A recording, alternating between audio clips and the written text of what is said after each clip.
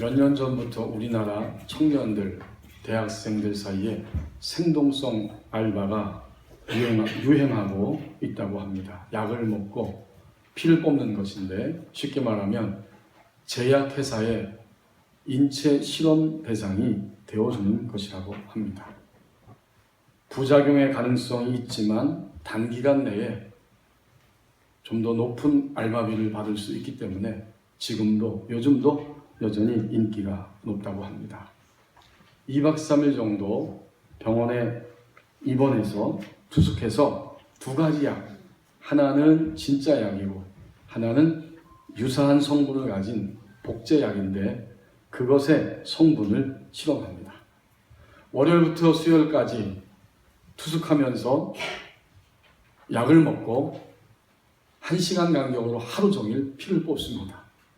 그리고 수요일날 퇴소했다가 이제 목요일부터는 목금 아침 8시부터 또 병원에 와서 피를 뽑습니다. 이렇게 일주일에 2번씩 하는데, 한 젊은이가 50명의 다른 청년들과 함께 이 생산성 알바에 참여했고 2주 동안 참여한 후에 75만 원을 벌었다고 증언합니다. 등록금도 비싸고 또 생활비도 벌어야 하기 때문에 부작용에 대한 불안감도 있지만 여전히 많은 젊은이들이 이 알바에 참여한다고 말합니다. 꼭 실험실에 쥐가 되어버린 이러한 느낌도 있습니다. 그러나 어쩔 수 없이 이 일을 할 수밖에 없다는 이야기였습니다. 자유롭게 살고 싶지만 경제라고 하는 포로에 붙잡혀 있습니다. 우리에게 주신 말씀 다니엘서 7장 1절, 오늘 상반절을 보십시오. 현재 포로 생활 가운데 있는 한 사람이 등장합니다. 바벨론 벨사살 왕 원년의 다니엘이 바로 그 사람입니다. 다니엘은 1장 1절에 기록된 것처럼 강대국 바벨론 느부갓네살 왕 때에 포로로 잡혀왔지만, 유다 백성들과 함께 잡혀왔지만 여전히 정권이 바뀌면서, 왕이 바뀌면서 벨사살 왕이 첫 통치를 시작하는 그 시점에도 계속해서 포로로 붙잡혀 있습니다. 이 포로 생활이 언제 끝날 것인지, 어쩌면 나의 일생이 다 지나가도록 포로로 자신의 인생을 마감할지도 모릅니다. 이렇게 끝이 없이 계속된다면, 우리 삶이 끝이 없이 포로 상태로 계속된다면 어떻게 하면 좋겠습니까? 미래학자인 최윤식 교수가 한국의 경제 그리고 교회에 대한 예측을 하는 글 가운데 이렇게 이야기하고 있습니다.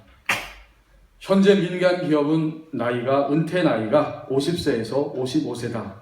자식의 도움을 받지 않고 100세까지 살아야 하는 시대가 오는데, 그때에는 85세에서 90세까지 은퇴 후에도 일을 해야 한다. 은퇴 시기는 이렇게 빨라졌지만 은퇴 후에 자녀의 도움 없이 50년을 살아가야 하는 새로운 상황이 발생하고 있다. 한반도 5,000년 역사 가운데 한 번도 경험한 적이 없기 때문에 학습된 것이 없고, 그래서 이것은 상당히 미래적으로 위험할 수도 있다. 그리고 이렇게 말합니다.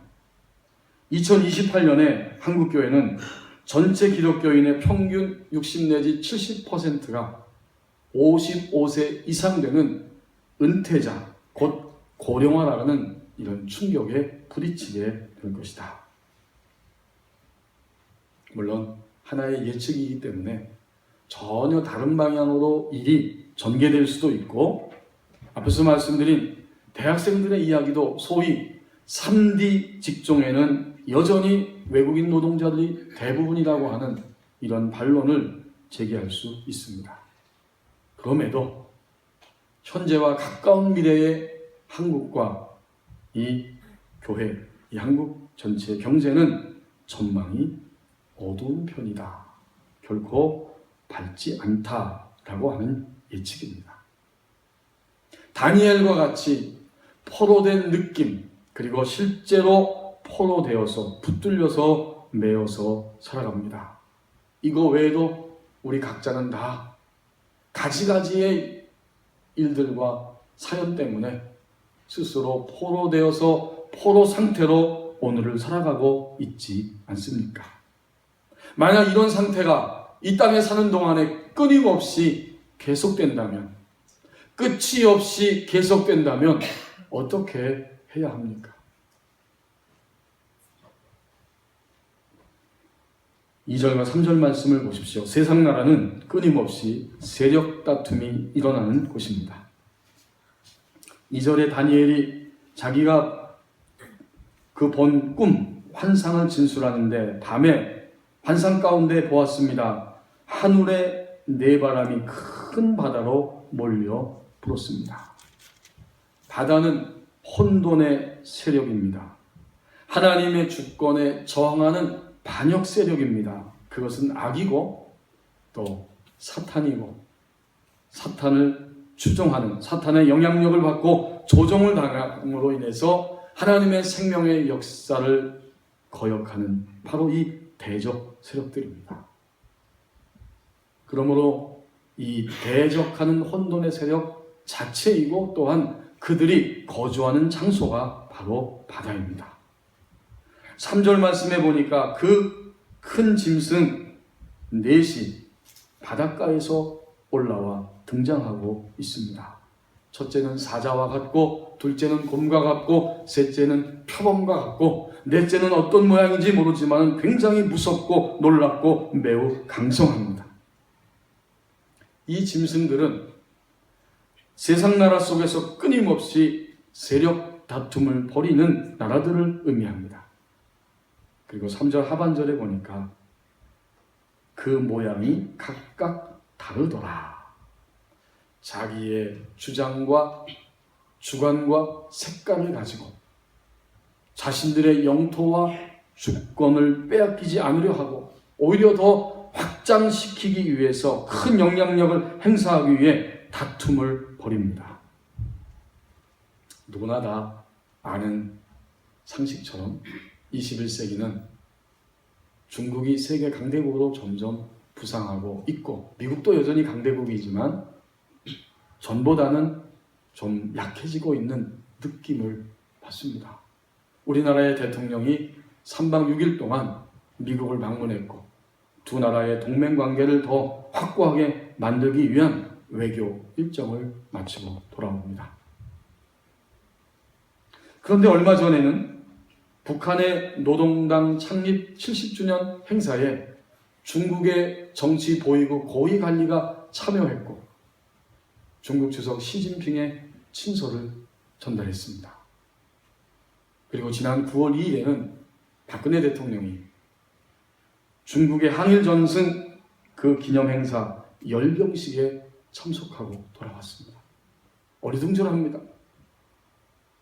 그리고 미국은 일본을 지렛대 삼아서 중국을 견제하려고 지금 부지런히 움직이고 있습니다. 세상 나라는 다니엘이 포로 생활하던 때나 지금이나 원리적으로 결코 다르지 않습니다. 세상 나라는 끊임없는 세력 다툼이 일어나는 곳입니다. 그리고 세상 나라에 사는 인간들, 우리들 안에, 우리 내면 안에도 끊임없이 세력 다툼이 일어납니다. 우리 그리스도인들이 하나님의 편에 서 있는가? 하나님의 편에 설 것인가? 아니면 내 육신의 욕망과 사탄의 부추김과 공격을 받으면서 그쪽 방향을 향해 나갈 것인가? 나의 가치관과 나의 생각을 가지고 살아갈 것인가? 반대로 하나님께서 말씀해 주실 때 그 말씀에 믿음으로 응답하고 순종하며 나갈 것인가? 여전히 우리 내면 안에도, 세상 나라에 살고 있는 우리 내면 안에도 세력 다툼이 일어납니다. 저에게 어떤 성도가 저한테 와서 마음에 상처를 받았다고 이야기했습니다. 제가 가만히 듣고 있는데 제가 3자 입장에서 들어도 정말 상처받았겠다. 집사님, 상처를 받으셨겠습니다. 마음이 속상했겠습니다. 속상하고 화가 나고 상처받았다는 거예요. 그래서 이런저런 얘기를 하다가 그래도 함께 기도합시다. 하나님께서 주신 사명을 더 잘 감당합시다 하고 권면을 했어요. 그리고 나서 이 집사님이 마지막 말에 싫어요, 안 할래요 가 아니라 목사님 저도 기도해 보겠습니다. 여러분, 이 말이 중요합니다. 상처와 실망과 쓰라림을 우리는 맛볼 수도 있지만 하나님 나라를 향해 지금 살아가고 있으면서, 그러나 항상 우리는 하나님의 인도하심과 또 하나님께서 우리를 어떻게 이끌고 가실지, 무엇을 원하시는지 여기에 초점을 맞추며 기도하는 일이 굉장히 중요합니다. 어느 편을 선택할 것인가? 이 세력 다툼 사이에서 나는 어느 편을 선택할 것인가? 이것을 위해서 기도하겠다는 이야기였습니다. 오늘 4마리의 짐승이 혼돈의 세력들이 바다에서 거주하다가 올라오며 등장하고 있습니다. 그들이 등장하는 세상 나라는 우리 자신을 포함해서 여전히 끊임없는 세력 다툼이 일어나는 곳입니다. 4절에서 7절 말씀을 보십시오. 세상 나라는 무너질 것이라고 말씀합니다. 이제 4절에 보면 첫째 짐승은 사자와 같은데 이것은 당시에 다니엘이 포로 생활하는 바벨론을 의미합니다.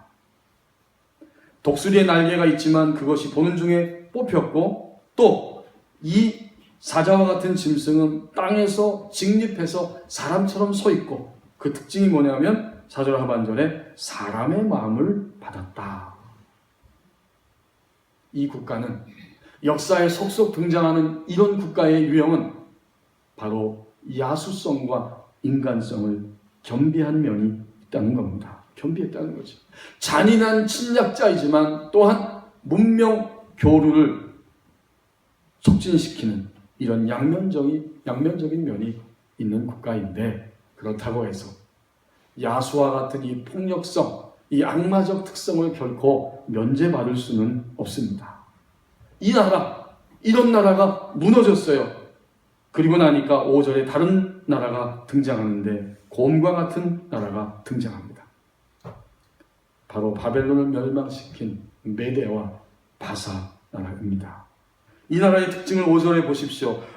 이 곰과 같은 나라가 몸 한쪽을 들고 있고 그의 입의 사이에는 새 갈빗대가 물려 있습니다. 그런데 갑자기 음성이 들리기를 말하는 자들이 있어서 그 곰 같은 나라, 그 나라를 향해 외칩니다. 일어나서 많은 고기를 먹으라.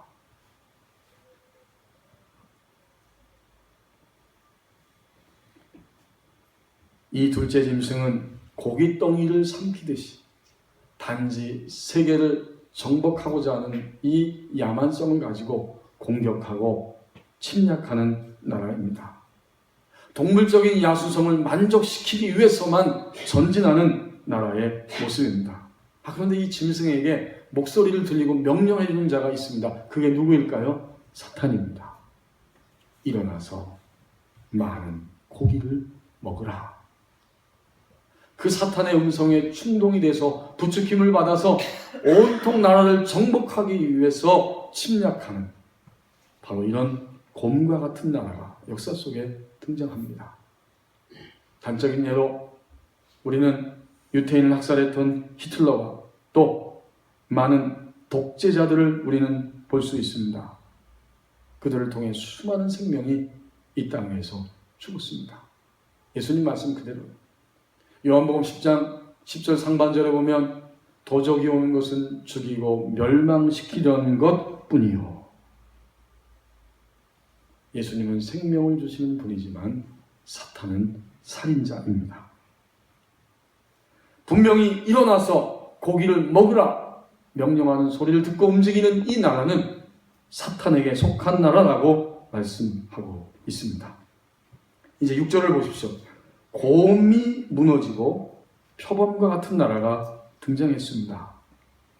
그는 새의 날개가 넷이 있고 또 머리가 넷이 있고 권세를 받았다. 각자 권세를 받은 겁니다. 이것은 바로 세계 역사상 가장 빠르게 세계를 정복한 알렉산더 대왕을 의미하고 알렉산더 사후에 그 나라가 4개로 분열되는 모습을 보여줍니다. 바로 그리스 제국입니다. 이제 하나님이 다니엘에게 마지막으로 보여주셨던 7절의 나라는 단지 다른 이야기가 있지 않습니다. 다만 아주 넷째 짐승은 무섭고 놀랍고 매우 강합니다. 이빨로 모든 것들을 다 부서뜨리고 발로 밟고 10개의 뿔이 있습니다. 이 짐승은 역사상 가장 찬란한 제국을 수놓았던 로마를 의미합니다. 그러나 로마는 가장 불경건하고 가장 타락한 반기독교적 국가였습니다. 신성모독과 또 기독교인들을 박해하는 일을 자행합니다. 참담한 말들을 내뱉은 거죠. 황제 숭배 그리고 기독교인 박해를 통해서 세상 나라가 어떠하다는 사실을 전형적으로 보여준 나라, 이것이 바로 로마입니다. 그런데 오늘 본문에 하나님이 보여주신 이 네 큰 짐승은 단지 4개의 나라만을 의미하는 것은 아닙니다. 이 네 마리의 큰 짐승은 지구의 역사가 끝날 때까지 지금도 세계 도처에 있는 하나님을 대적하여 일어나는 모든 세상 나라의 유형을 보여주는 말씀입니다. 바벨론, 메데바사, 그리스, 로마, 이들뿐만 아니라 끊임없이 하나님을 대적하여 역사 속에 속속 등장하는 세상 나라들이 있는데 하나님은 분명히 말씀하십니다. 세상 나라는 영원하지 않고 세상 나라는 무너진다. 이것이 하나님의 말씀입니다. 이제 우리가 다시 본문 1절 하반절을 보십시다. 1절 하반절에 보면 이제 우리 하나님의 백성들은 그런 거로 하나님 나라의 법칙을 따라서 살아가라고 말씀합니다. 무너지고 계속해서 무너지는 세상 나라 속에서 바로 그 속에 이미 하나님의 나라가 있습니다. 1절 하반절이 그걸 가르쳐줘요. 그의 침상에서 꿈을 꾸며 머릿속으로 환상을 받고 그 꿈을 기록하며 그 일의 대략을 진술하니라. 지금 다니엘은 바벨론 땅에 포로로 잡혀 있습니다. 세상 나라에 속해 있습니다. 그러면서도 그는 세상 나라에 있지만 동시에 하나님의 나라 안에 있습니다. 세상 왕이 통치하는 곳에 살고 있지만 포로 생활하고 있지만 그는 동시에 여전히 하나님이 말씀하시고 계시하시고 보여주시고 역사하시는 하나님의 나라 안에 살아가고 있습니다. 하나님이 주신 꿈, 환상을 통해서 하나님이 지금 그리고 미래 앞으로 어떻게 하나님 나라를 이끌어 가실지 그것을 바라보고 듣고 해석을 받으면서 그 땅 위에 살아갑니다. 여러분, 세상 나라는 여전히 사람들을 절망으로 좌절로 가지가지의 모습으로 포로로 붙잡아서 매이게 하고 있습니다. 세상 나라를 이길 수 있는 유일한 길이 있다면 하나님 나라의 법칙을 따라서 살아가는 것입니다. 다니엘이 그 시대 속에서 하나님 나라의 법칙을 따라서 살아갑니다. 그는 바벨론 왕이 다스리는 그 현장 속에 있지만 그래서 고통과 연약함과 여러 가지 제약이 있지만 결코 다니엘은 넘어지지 아니하고 거기서 하나님께 집중하며 또 자기를 버리고 하나님의 길을 선택합니다. 만약 우리가 하나님께 집중하고 하나님을 향해 나가면 항상 길은 열려 있습니다. 하나님께 집중하고 자기를 버리는 만큼 하나님이 열어놓으시는 대로가 분명히 있습니다. 세상 나라를 이기고 하나님 나라의 법칙을 따라 산다는 것은 바로 이것입니다. 하나님께 집중하며 자기 자신을 내려놓는 것입니다. 예수 그리스도가 바로 그런 인생을 사셨습니다. 여러분, 예수님의 생애는 그런 생애입니다.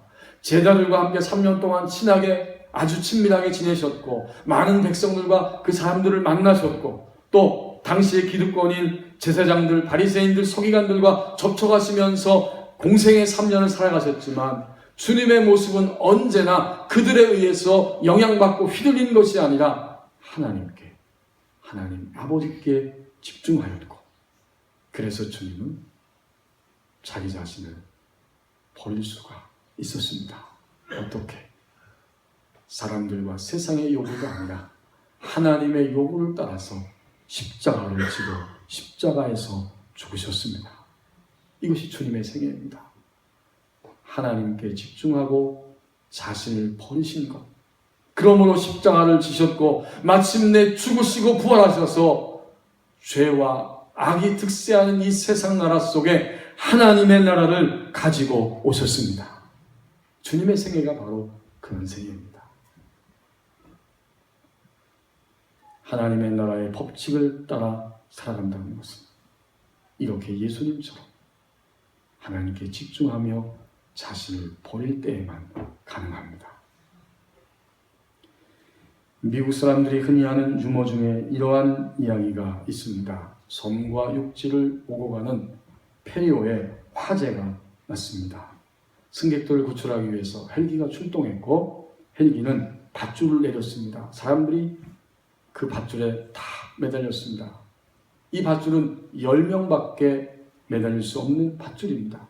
그런데 보니까 11명이 매달려서 지금 헬기가 움직이고 있어요. 조종사가 그 모습을 보고 마이크에다 대고 다급하게 소리를 칩니다. 여러분, 반드시 누군가 한 명은 이 밧줄을 놓고 내려야 합니다. 아니면 우리 모두가 다 빠져 죽습니다. 그렇지만 한 사람도 밧줄을 놓지를 않습니다. 남자 10명이 매달려 있고 여자는 1명입니다. 아무도 바다에 빠져서 죽고 싶지 않습니다. 잠시 후에 기다리다 못해 이 여자 1명이 소리를 치며 말합니다. 저는 지금까지 남편을 뒷바라지하고 아이들을 키우면서 고생하며 살아왔습니다. 이제 제가 마지막으로 한 번 더 희생을 하지요. 그 말을 듣는 순간 모든 남자들이 너무 기뻐서 박수를 치다가 다 떨어져 죽었답니다.